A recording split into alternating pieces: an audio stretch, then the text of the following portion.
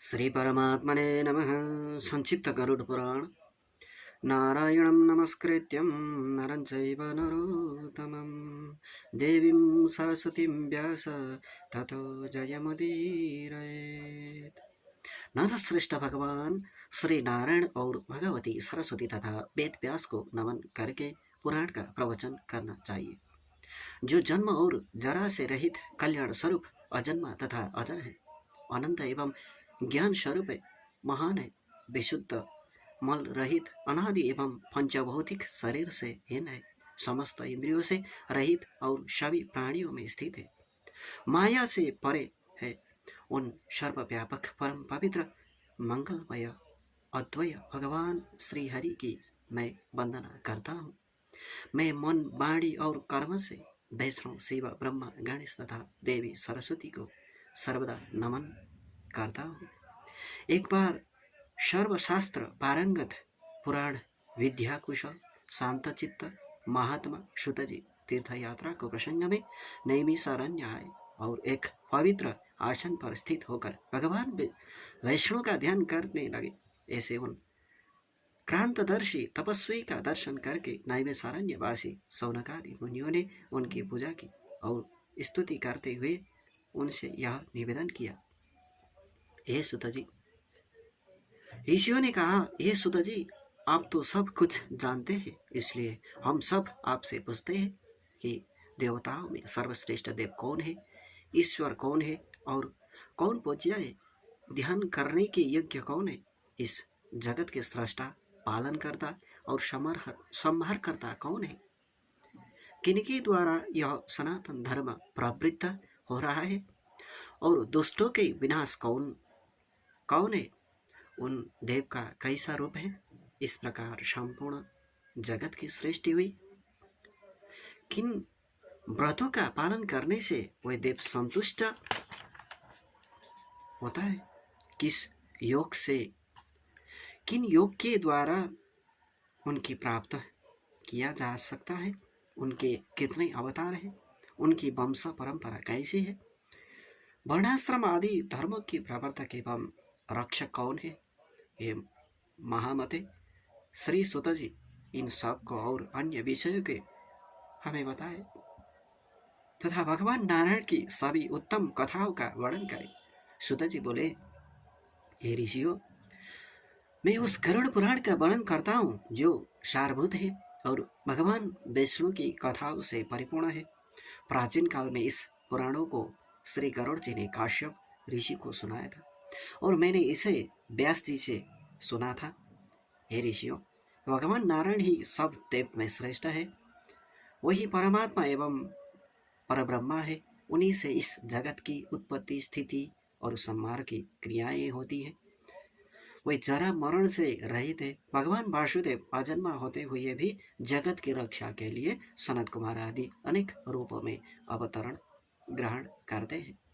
हे ब्राह्मण, उन भगवान श्री हरि ने सर्वप्रथम कौमार सर्ग में सनत कुमार आदि रूप में अवतार धारण करे, कठोर तथा अखंड ब्रह्मचार्य का पालन करे। दूसरे अवतारों में उन्हीं यज्ञेश्वर श्री हरि ने जगत की स्थिति के लिए हिरण्याक्ष द्वारा रसातल में ले जाए गई पृथ्वी का उद्धार करते हुए बराह शरीर को धारण किया।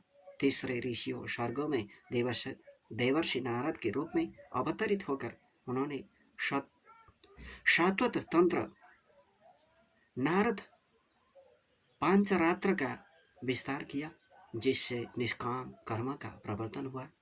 चौथे नरनारायण अवतारों में भगवान श्री हरि ने धर्म की रक्षा के लिए कठोर तपस्या की और वे देवताओं के तथा असुर द्वारा पूजित हुए। पांचों में अवतारों में भगवान श्री हरि कपिल नाम से अवतरित हुए, जो सिद्धियों में सर्वश्रेष्ठ है और जिन्होंने काल के प्रभाव से लुप्त हो चुके सांख्य शास्त्र की शिक्षा दी। छठे अवतारों में भगवान नारायण ने महर्षि अत्रि की पत्नी अनुसुया के गर्भ से दत्तात्रेय के रूप में अवतरणित होकर राजा अलर्क और प्रहलाद आदि को अन्वेक्षिकी ब्रह्मा विद्या का उपदेश दिया। सातों में अवतारों में श्री नारायण ने इंद्रादि देवगणों के साथ यज्ञ का अनुष्ठान किया और इसी स्वयंभुव मनमंत्र में वे आकुति के गर्भ से रुचि प्रजापति के पुत्र रूप में यज्ञदेव नाम से अवतरणित हुए। 8 अवतारों में वही भगवान विष्णु नाभि एवं मेरु देवी की पुत्र में ऋषभ नाम से प्रादुर्भूत हुए। इस अवतार में उन्होंने नारियों के उस आदर्श मार्ग का निर्देशन किया जो भी आश्रमों द्वारा नमस्कृत है। ऋषियों की प्रार्थना से भगवान श्री हरि ने 9 अवतारों में पार्थिव शरीर तथा पृथ्वी का रूप धारण किया और गौरूपा पृथ्वी से दुग्ध रूप में अन्वादि मौषधियों का दोहन किया, जिसके प्रजा के जीवन की रक्षा हुई। 10 अवतारों में मत्स्य रूप ग्रहण करे उन्होंने चाक्षुष मनमंत्र के बाद आने वाले प्रलय काल में निराश्रित वैवस्वत मनु की पृथ्वी रूपी नौका में बैठकर सुरक्षा प्रदान किया। 11 अवतारों में 2 और दानवों ने समुद्र मंथन किया तो उस समय भगवान नारायण ने कूर्म रूप ग्रहण करके मंदराचल पर्वत को अपनी पीठ पर धारण किया। उन्होंने 12 अवतारों में धन्वंतरी तथा 13 अवतारों में मोहिनी का रूप ग्रहण किया और इसी स्त्री में उन्होंने अपने सौंदर्य दैत्यों के मुग्ध करते हुए देवताओं के अमृतपान कराया।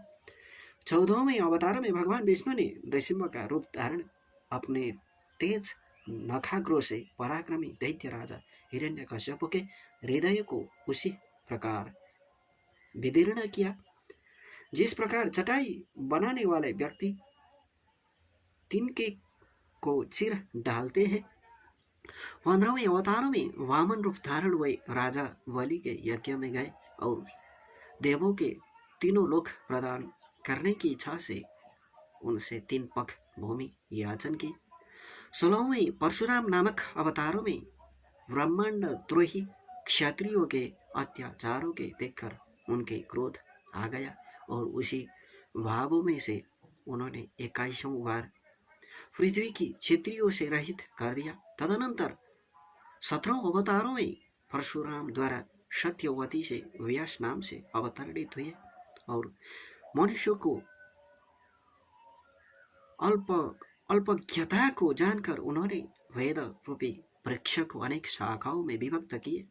श्री हरि ने देवताओं के कार्यों को करने की इच्छा से राजा के रूप में श्री राम नाम से 8वें अवतार लेकर समुद्र मंथन आदि करके पराक्रम पूर्ण कार्य किया।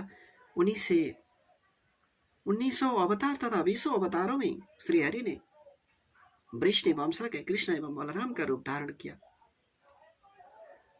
और पृथ्वी के भार का हरण किया।